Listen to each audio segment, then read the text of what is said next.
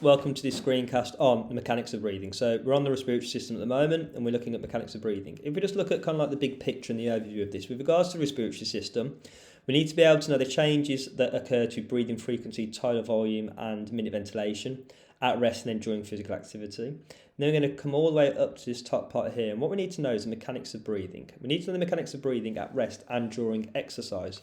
Once we've done this, we're going to go on to the neural control of the mechanics of breathing, or neural regulation. And then finally, we're going to finish up with gaseous exchange. So with regards to the specification for this is going to concentrate just with regards to at rest decay. And we're at this part here. So we've looked at the relationship between the values of breathing frequency, tidal volume, minute ventilation, and how we calculate the above. What we're looking at now is the mechanics of breathing at rest and the muscles involved. So we need to know about the diaphragm and what it does, the external intercostal muscles, what it does, and then what impact this has at the alveoli and at the muscle.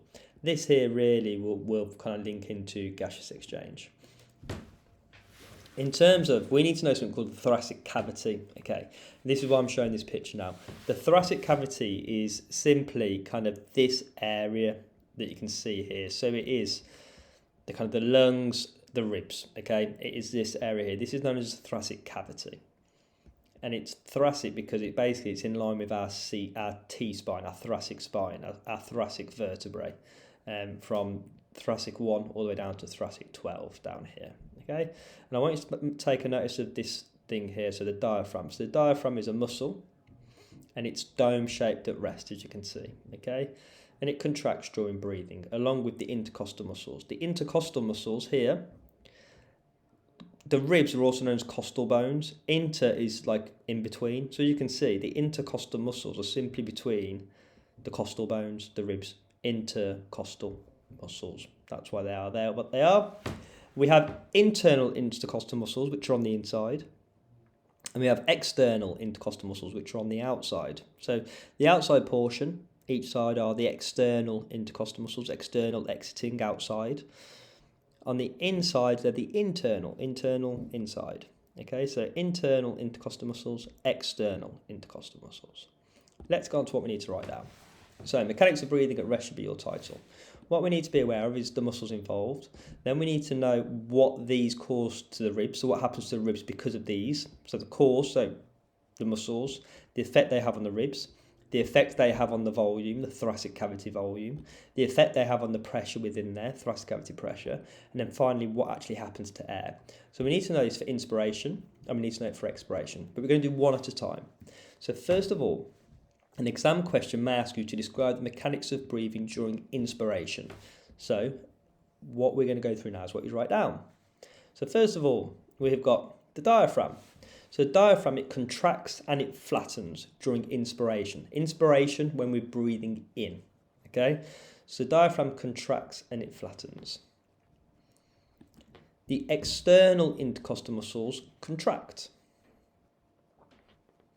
So these are the two muscles. Diaphragm contracts and flattens. The external intercostal muscles contract. What is the effect of this happening? Well, the effect is this means the ribs move up and out. If you hold your ribs now, take a deep breath in, you will literally feel your ribs moving up and out. Once you've done that, you'll notice that your thoracic cavity, the volume around there, has quite clearly increased. So the thoracic cavity volume increases.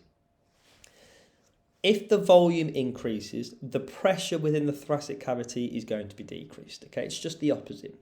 So if the one increases, the other decreases. And the best way to think of this is simply literally breathing in real deep and just looking at the volume. And clearly the volume increases, so therefore the pressure has to be decreased. Thoracic cavity pressure decreases. Inspiration, this means that air rushes into the lungs. So when you get asked to describe the mechanics of breathing at rest for inspiration, you would say the diaphragm contracts and flattens, the external intercostal muscles contract. This causes the ribs to move up and out. This causes the thoracic cavity volume to increase, which causes the thoracic cavity pressures to decrease, which means that air rushes into the lungs. Can you please add on to this? Just a little note. You might put it where it says inspiration at the top here. This is an active process. Breathing in is an active process. We have to have contractions taking place. The diaphragm has to contract.